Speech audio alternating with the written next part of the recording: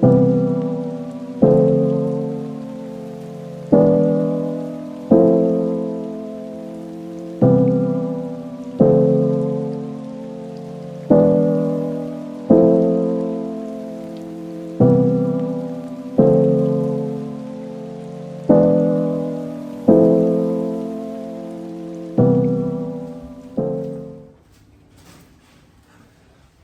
to a 2024 shop tour. This is our first one. Hopefully we make it a yearly one, because a long time ago I wish I started this. From what we started from buying a 30-year-old table saw to what we have now and all the equipment we have and what we end up accomplishing and what we make for customers is something I wish I had video records of since the beginning. So that's better start now than later, because as this grows and progresses, I would like to be able to look on it with videos and show my kids and hopefully other families and other people that with hard work and dedication, you can grow your shop to whatever you can imagine it being. It takes time, takes effort, hard work, and a love for the craft. On the left side, we keep rough sawn stock and S2S material on the wall for when we are showing to clients and for ourselves. And a little bit farther to the right, you'll see later in the video, this is where we store 9-foot material, customer material, and overall larger material. Well, let's go around now to tool to tool. Here we have a Delta 63N helical head planer. It's got an upgraded Helix head from the original head, which I don't think you can get carbide inserts for anymore. And it boasts a 15 horsepower motor. It's got 2 speed settings. One I don't touch because I can't run that fast. And the first one is what I normally run. It's just a finishing setting because I'm a one-man shop and feeding a 3-inch thick, 23-inch wide, 12-foot slab through one end and having to run to the other side to catch that thing before it spits it out. It's not fun. I don't like it. It doesn't like it. And my dust collector certainly does not like it because I can barely keep up with a slow setting. But let me tell you a little more about this guy. It's always on casters because everything in my shop has to move. I have a small shop, big equipment. This thing weighs 2,000 pounds and I gotta lug that bad boy 3 feet that way because that's the only place I can put it. I need the in-feed and the out-feed for most of my stuff, and nice enough that we have a nice little walkway through here that goes out the garage door, because without that, I couldn't do or build most of the stuff that we build, since we offer long, big slabs and ends up being customers like.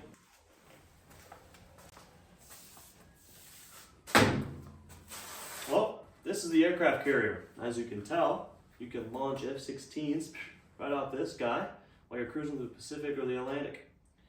No, it is a SCMI, before it was SCM, minimax FS41 16-inch jointer planer combo.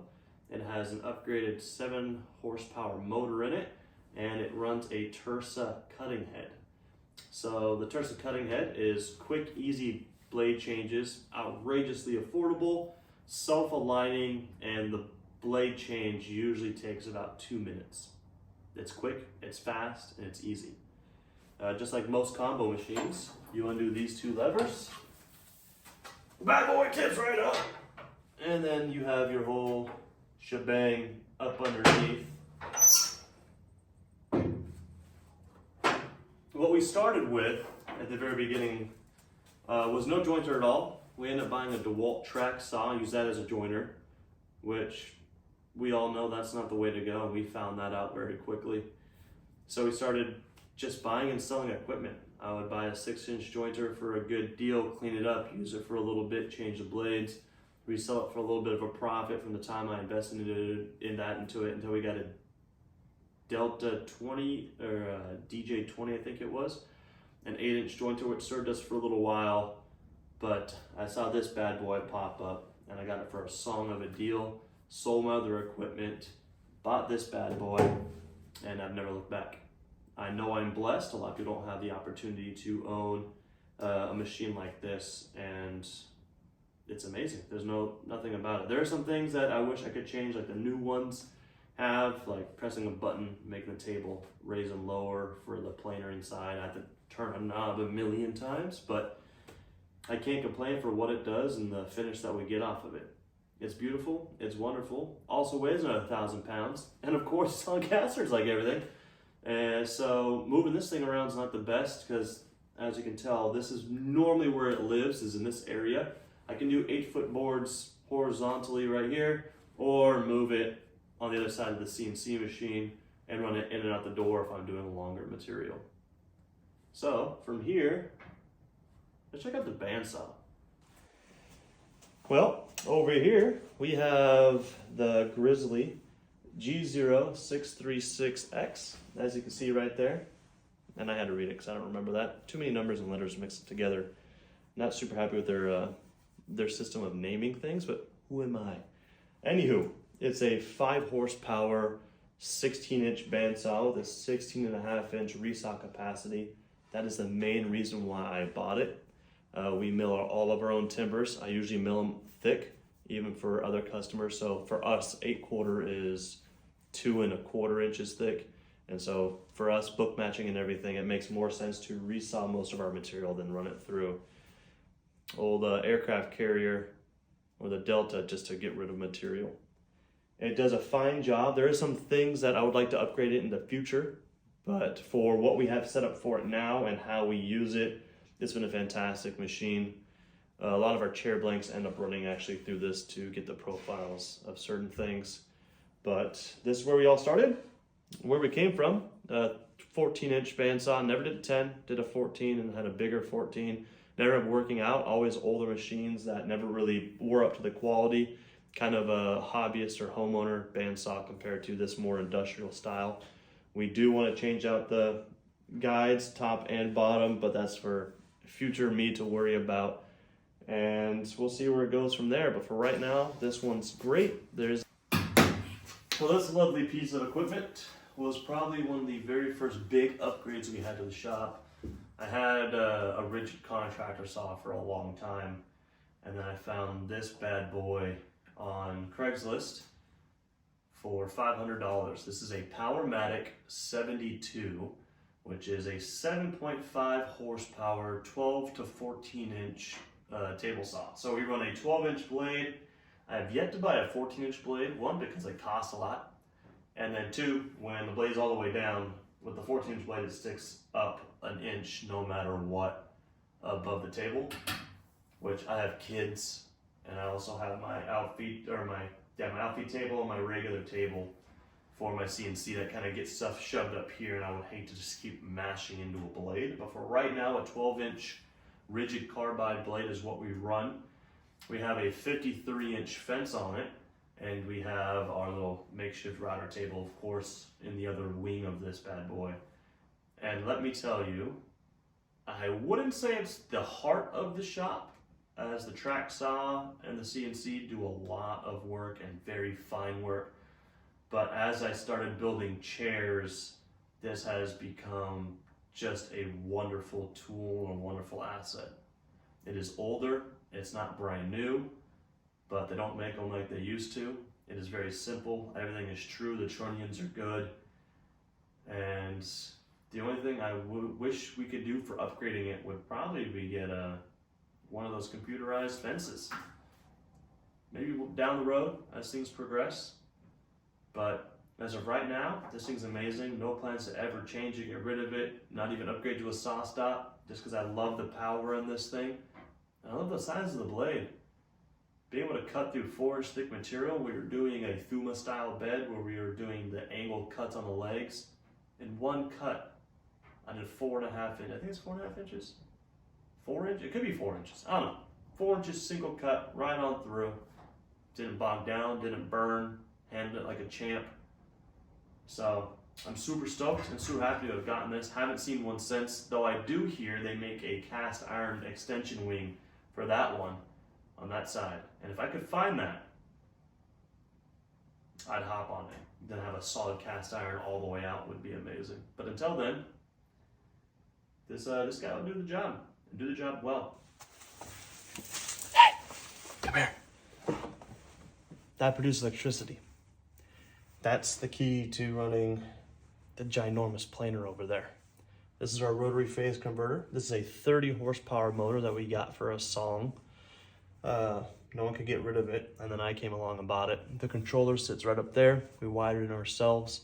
It sits on that 80 amp circuit, which is a lot, but it's pretty stinking quiet, and it's one of the keys to getting very big equipment at a very good cost. Not a lot of people want to mess with three-phase machines. They are very reliable. They are very nice. They're usually industrial. So it's one of those things I try to tell people, don't shy away from them. They're all out there. They're all usually for a pretty good deal. If you just understand a little bit about electricity and you can build your own rotary phase converter and run those machines, I would definitely say do it, especially if you want to start getting nicer equipment that's not going to break the bank. And you can build them yourself for a very affordable cost. I think for us, we got this 30 horsepower motor for $100. The controller, which is up there, which is on and off, I want to say that's $700, so $800. We got ourselves a 30 horsepower rotary phase converter that can run pretty much any machine I'm ever going to buy. I don't see myself trying to buy a much larger machine that I can't fit in here that's going to take 100 horsepower to run. But until then, this thing does great. And that's the reason why we have most of the machines that we have. Three-phase is a great thing.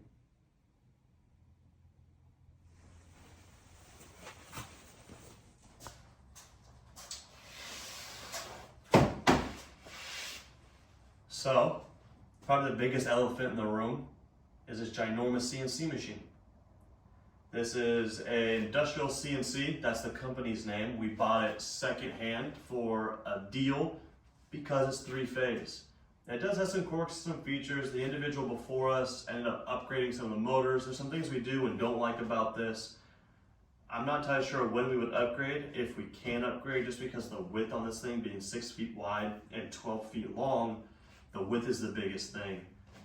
It's a very solid unit. It has a vacuum bed with two 10 horsepower vacuum motors.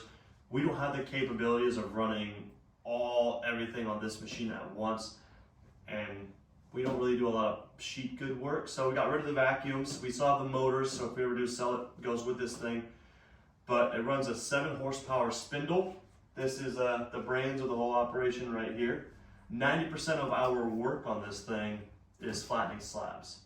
I'm sad to say that I have yet to really sit down, understand like Fusion 360 and build out models to really unveil the capabilities of this machine. We could do circles, done cutouts like that and logos or what have you, but I do lack the experience and the capabilities of timely making up G-code and three-dimensional renderings that we're hoping that maybe on down the line, as things progress, I do invest more time into that, but a lot of my stuff is not CNC based, though we bought it specifically to flatten slabs and just get epoxy resin pours for customers done. That's something we do offer. We don't just keep this all to ourselves. I probably have in our area the lowest CNC rate of flattening slabs. We have a lot of customers come in, get things taken care of, get them on their way ASAP. I don't think it's right for some companies to charge so much, but our overhead is super low. So we're able to charge what we do charge, and I'm more than happy to help individuals that don't have the available means to get one of these bad boys to be able to use one. And hopefully turn their passion into a lucrative business or more of a passion to drive them to build more things. We're all about helping other individuals. And hopefully videos like this will keep coming out and I can show you guys what we do and answer questions, as we've been doing it for about 7 years. And what we started from, I wish I had videos from this itty bitty tiny shop to secondhand itty bitty tiny stuff to what we have now, which is much larger and more equipped and capable. And hopefully it just gets better and better and better. Hopefully in the future, maybe 3 years from now, the next shop update will be a new shop. But until then, let's talk about the green machines. Well, I guess let's talk about our makeshift miter station. This is the Festool 120 EV. We got the the mobile stands for it that we also use as the miter saw station. We don't have a built-in miter saw station. The issue is this countertop also serves not only as our miter saw station for the time being, but also a legit workbench, since we do cut firewood, mill logs, and do everything like that. We have to maintain our chainsaws. A lot of that ends up happening right here. I don't like to do it on the CNC machine, but that ends up getting used more times than I like to admit. But we have a saw right over there that I exploded not long ago, one of my first saws that I got to rebuild. But this saw's been great. I got it for a song because I would never spend this much money on a miter saw. But the one I had was a Harbor Freight. I had that for a long time. Not a very good saw. This thing is leaps and bounds above it. I'm not a big fan of their mobile station. I don't feel like it's as rigid as it should be. But I am a big fan of the laser on this thing. I am a big fan of the dust collection. The way everything just integrates and moves together and locks and sets is wonderful. The handle, gotta get used to, but all in all, Festool makes really good products. They are expensive, but they are good. And so you get what you buy, kind of like Snap-on and Matco. Those ones may. But these things have been great, and this thing has been a godsend for what we needed.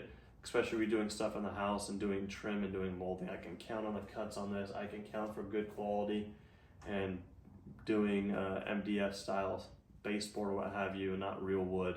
I don't want to suck in all of that formaldehyde and everything off of that. So this thing's been great. On to another collection. Right on over there. Let's go. Well, on this side is the rest of our green machines. We have the TS75 track saw, fantastic track saw. Always wish they gave it more oomph, and I've always wished that they come out with one that has a bit of a deeper cut. But for the machines that are out now, besides Mafel, this thing is amazing and very affordable. Mafel, I think, is far more out of range for most people, including myself. We also have the Domino XL, great machine. Does everything that we need it to. We also have the Seneca attachment to run all the smaller bits, so all the dominoes off the one machine has been very handy. We got two small ratchet clamps from Festool. Definitely gonna get a bunch of these. I really like the way these work and how quick it is to ratchet things. We ratchet all over this table, especially for hand planing and what have you, because we don't have any dog holes. We have the RO150 gear driven sander, fantastic for removing a lot of material very quickly. And then we have the ETS 155 for most of our finish sanding. Up here, this prized gem piece of aluminum extrusion here is the FS 3000 by Festool track. It's 118 inches, I believe. We have some Powertech underneath this table for smaller cuts, but this thing has been amazing. Got it for a deal now a couple years ago on a Black Friday, the free shipping and what have you. I think now Festool's the only brand I know that you can buy now, and in 8 years from now it's going to be worth more than what you bought it for, and you can resell it for more. It's kind of crazy, but it's one of those, you should buy it now because later it's going to be more expensive. I haven't seen very many equipment companies that do that. This one's like that, so we bought this at a great deal. I don't even know how much this is now. We have our sled for our table saw here on this wall, and other knick-knack paddywhack stuff right here. We have this little handy-dandy guy right down here. So what we take on to go to clients' houses when we're doing installs or what have you, and then this knick paddywhack crap that we end up using and taking around with us when we're doing jobs. I hate running somewhere because I forgot something. I do have an apron that I wear, but I can't fit a dead blow hammer, some squares. We got the tape, glue, everything is sitting inside this. Chisels, these are kind of our beat up chisels, our nicer chisels are hiding over there. Epoxy sticks for smaller fills or what have you. So this thing's also been great. It's a small shop. We try to utilize as much space as possible. We do know that that's probably the biggest constraint for a lot of individuals. Us per se more, because big equipment like this right here, it really takes a lot of space. We do have a lot of stuff underneath there. It's dirty as can be. We have a lot of our clamps, so instead of having a clamp wall, you saw some of those by the miter station. The 7/8 clamp wall is just kind of all of our bar clamps sit underneath here. Most of our 10-foot bar clamps sit on the outside of this wall. That's something we would like to bring inside, but 10-foot material and pipes will probably live under here once we redo it. We're gonna get rid of the vacuum table, redo the spoil board, try to get some more clearance on the spindle itself. So right now we have the table and then the spoil board on top. If we can just get rid of the vacuum beds and just put a board down there, like a 1-inch thick plywood, that'd be fantastic. We can get it dead flat. We can use that as a spoil board and get rid of this extra 1/4 inch of material that we don't really need on top of here. So the bane of my existence lives right there. So let's go check it out.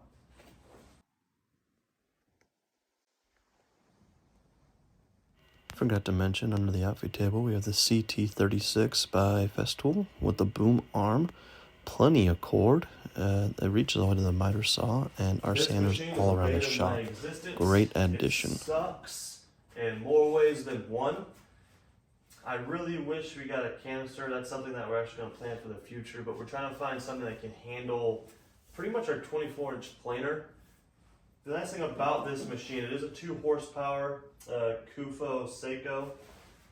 It's pretty much that generic style that most companies do have of this exact style. They're all copied from, I think, an old Delta. But it is nice to have the splitter on the 6-inch trunk going out to 4-inch so I can run the CNC. And while that employee right there is working hard, tirelessly up and down these tracks all day, I can still run the table saw or run the jointer planer or run the bandsaw and still get good dust collection. Not great, but good. We usually have the garage door open and this back door open and it gets a nice breeze through, but the bags on top are a killer.